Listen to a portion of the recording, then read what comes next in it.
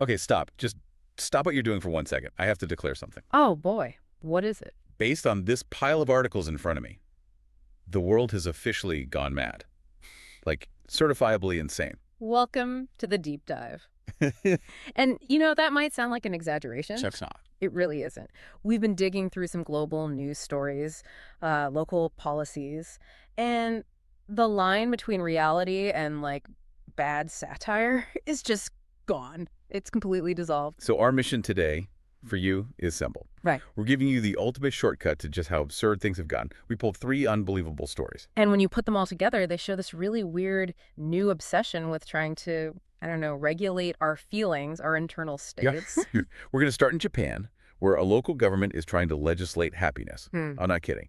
A mandatory smile rule.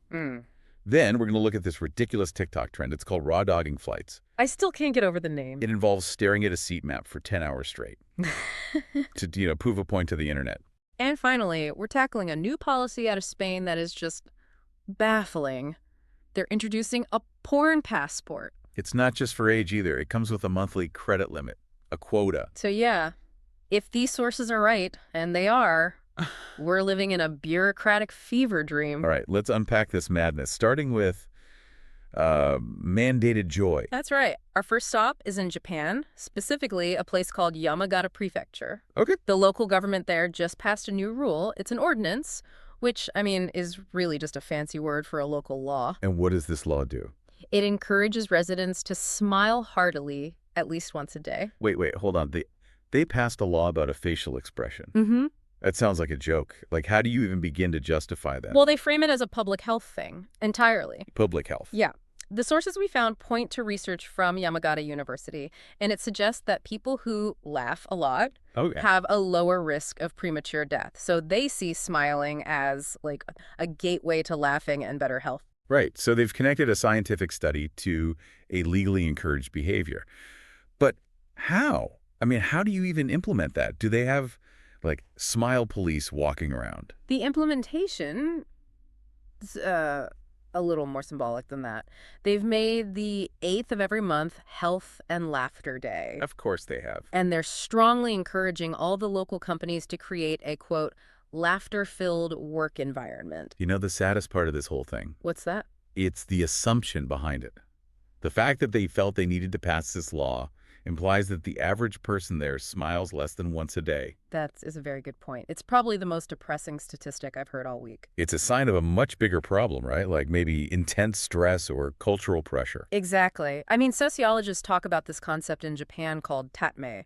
It's the public face you show everyone, which often hides how you really feel. So this law is trying to force a release valve. It might be, yeah. A desperate and probably useless attempt. It's what I'd call an unnutritious regulation. It's pointless. It's treating a symptom. If you really want people to be happier, don't pass a law telling them to move their face muscles. So what's the alternative? Use the tax money. Fund something real. Host a comedy show. Invest in mental health. Fix the work-life balance that's obviously crushing people. Okay, but let me push back on that for a second. We legislate all kinds of health behaviors. Like what? Seatbelts, certain vaccinations, we tax cigarettes. What makes telling someone to smile so different from telling them to exercise in the eyes of a lawmaker? Because it's an internal state. You're not protecting a body, you're regulating a mind. And I'm not the only one who thinks that. Some politicians there actually voted against it. Oh, really? On what grounds? On the grounds that it violates basic human rights. Freedom of thought, freedom of belief. That's a powerful argument, forcing an emotion. Exactly. Think about it. The 8th of the month is Laughter Day. What if a family is mourning a death that day? Is an official going to show up at the funeral and say, come on, folks, a hearty smile for your health? It's cruel. And apparently Yamagata isn't alone. Other places like Hokkaido and Osaka have similar plans. Wow. It really raises some serious questions about government overreach, even with good intentions. Definitely. Okay, so from legislating joy, let's pivot to the opposite. Voluntary suffering on the internet. Ah, yes. The TikTok trend. This one is a doozy. This brings us to this phenomenon called raw dogging flights. And the term itself, its original meaning is being repurposed here to mean doing something without any of the usual comforts were appropriation? I think I prefer the original definition. It sounds less painful than what these people are doing. It's pretty intense. The challenge is, on a long-haul flight, we're talking 7, 10, 12 hours, you have to sit there without any distractions. None. None. No movies, no music, no books. You're not supposed to sleep or even eat snacks. No phone. So what do? Just stare at the back of the seat in front of you. Pretty much. You stare out the window or meditate or, and this is the weirdest part, just look at the glowing seat map on the screen for hours. And why? What's the supposed goal of this self-inflicted boredom? They claim it's an unbelievable dopamine detox. A dopamine detox. So the idea is that by avoiding all that instant gratification, you lower your baseline dopamine levels. And then supposedly, normal life feels more rewarding afterward. Okay, here's my problem with that. The whole premise is a lie. How so? If you really wanted a dopamine detox, you do it at home for free, turn off your phone, sit in a quiet room, the environment is controlled. Sure. But doing it on a plane, specifically so you can film a dramatic TikTok about your journey and get 1.3 million likes, which is what that UK DJ we read about got. Yeah. That proves the goal was never the detox. The goal was the massive dopamine hit of validation you get when you land and post the video. So you're saying the whole thing is self-defeating? They're not detoxers, they're dealers.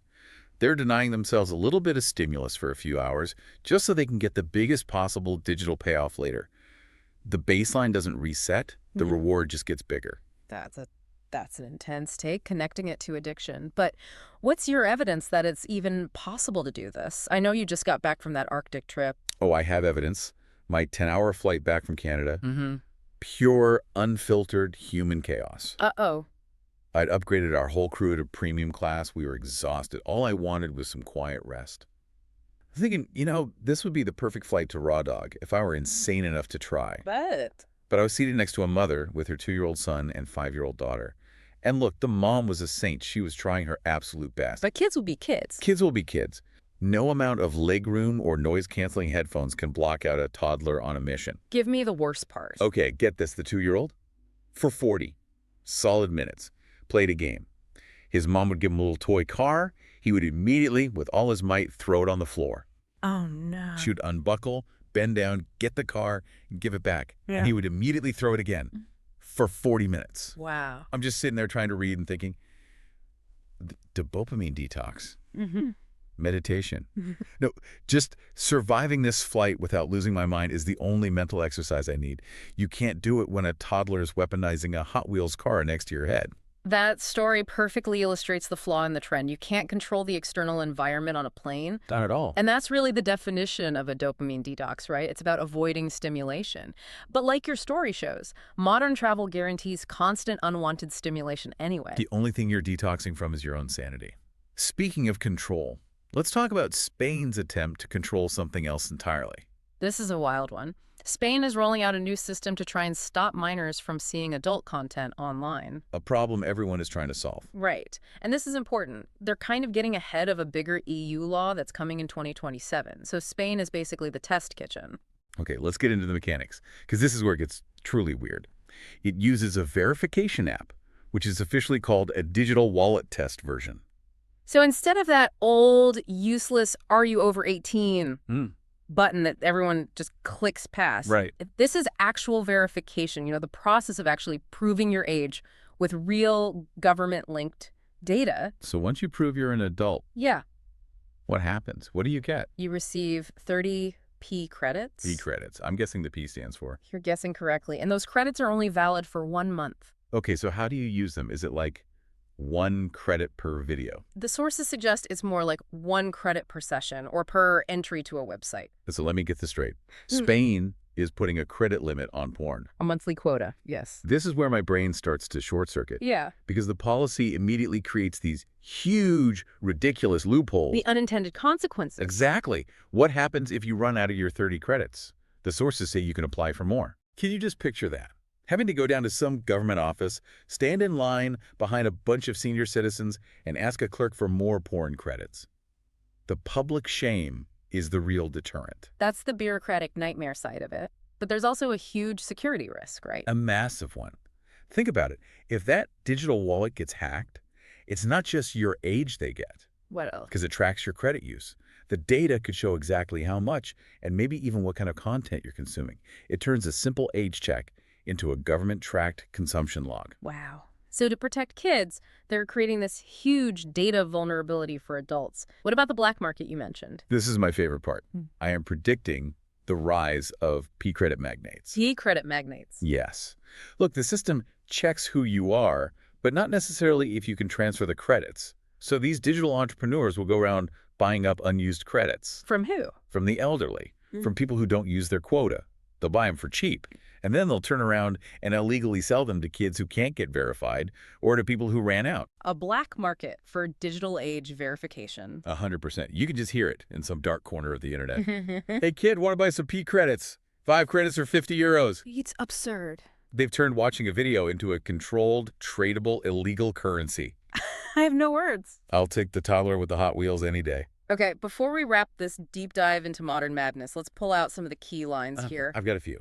First, on Japan and their smile police. Go for it. If they want people to smile, don't pass a law. Use that tax money to host a comedy show and fund actual joy. Perfect.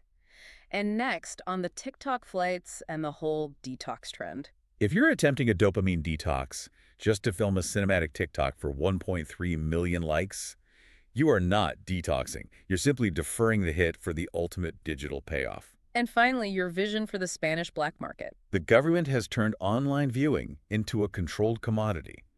Imagine the black market. Hey, kid, want to buy some porn credits? It's truly the peak of bureaucratic absurdity.